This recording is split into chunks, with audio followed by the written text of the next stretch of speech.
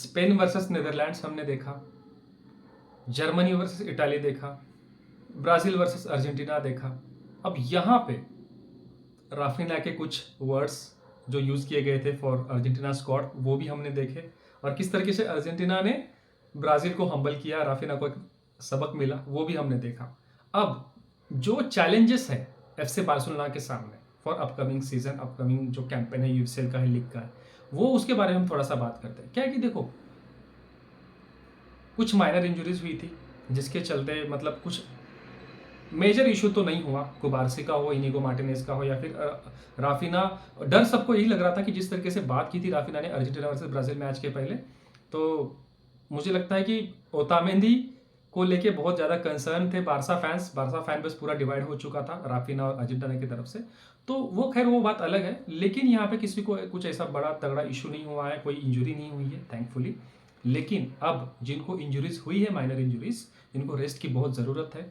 उसके चलते squad selection को लेके हंसी फ्लिक की बहुत बड़ी अब एक तरीके से एक इम्तिहान है, एक बहुत बड़ा टेस्ट होगा।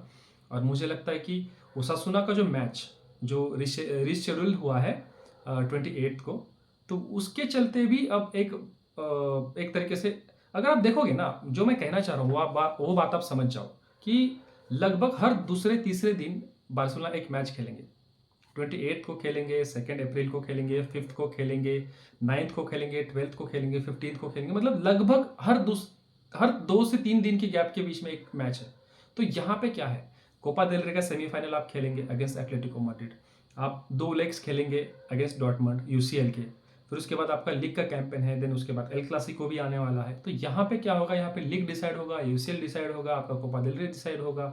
साथ ही साथ आपको इंजुरीज नहीं लेनी है, साथ ही साथ आपको एक तरीके से क्या बोलते हैं, एक जो कलेक्टिव सक्सेस होता है ना टीम का, उसके चलते यहाँ पे प्लेयर्स को अपने आप को फिट रखना होगा, अपने आप को एक तरीके से, मतलब जिस तरीके से राफिना ने बिहेव किया है ना अर्जेंटीना वर्सेस ब्राजील मैच से पहले, मुझे लगता है कि इसके ऊपर उसको काम करने की बहुत ज़रूरत है। मुझे लगता है थोड़ा सा, हाँ बहुत ज़्यादा इमोशंस में बह गया बंदा, लेकिन ओवरऑल अगर देखा जाए तो यस, बंदे कर लेंगे सब कुछ। लेकिन जो चैलेंजेस है ना बार्सिलोना के सामने, वो बहुत रियल है भाई। बिकॉज हम लोग एक तो क्लब वर्ल्ड कप में नहीं है ना। अगर आपको बैलन डोर में अगर क्लब में लाना है यूसीएल ला लीगा के साथ साथ, तो मुझे लगता है कि हमारे प्लेयर्स को बहुत एक हार्डवर्क की बहुत ज़रूरत है आने वाले टाइम में।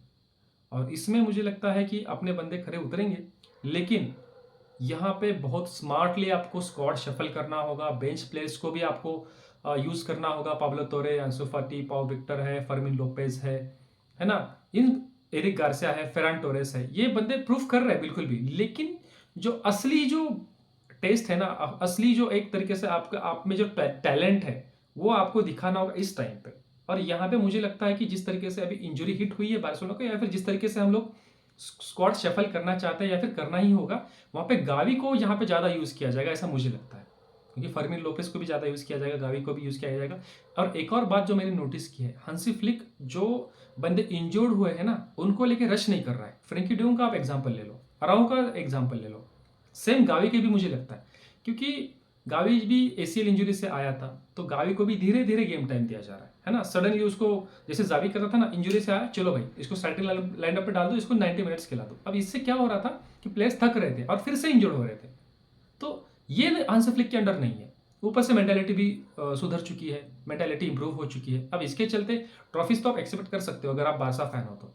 लेकिन ओवरऑल अगर देखा जाए तो आने वाला जो मंथ है ना बार्सिलोना के लिए बहुत एक तरीके से शेड्यूल पूरा पैक है भाई।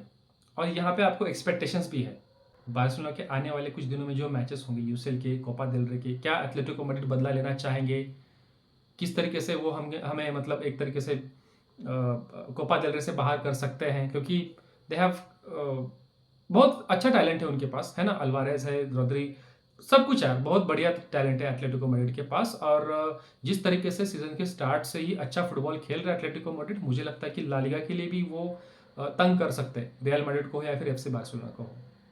और कोपा देल रे के लिए तो डेफिनेटली बार्सिलोना को नॉकआउट करना चाहेंगे। तो आपको क्या लगता है, कोपा देल रे हो, यूसीएल हो या फिर ला लीगा हो, इसके बारे में आपकी क्या थॉट्स है, आप एक कमेंट में बता सकते हैं। थैंक यू सो मच देखने के लिए। जय हिंद।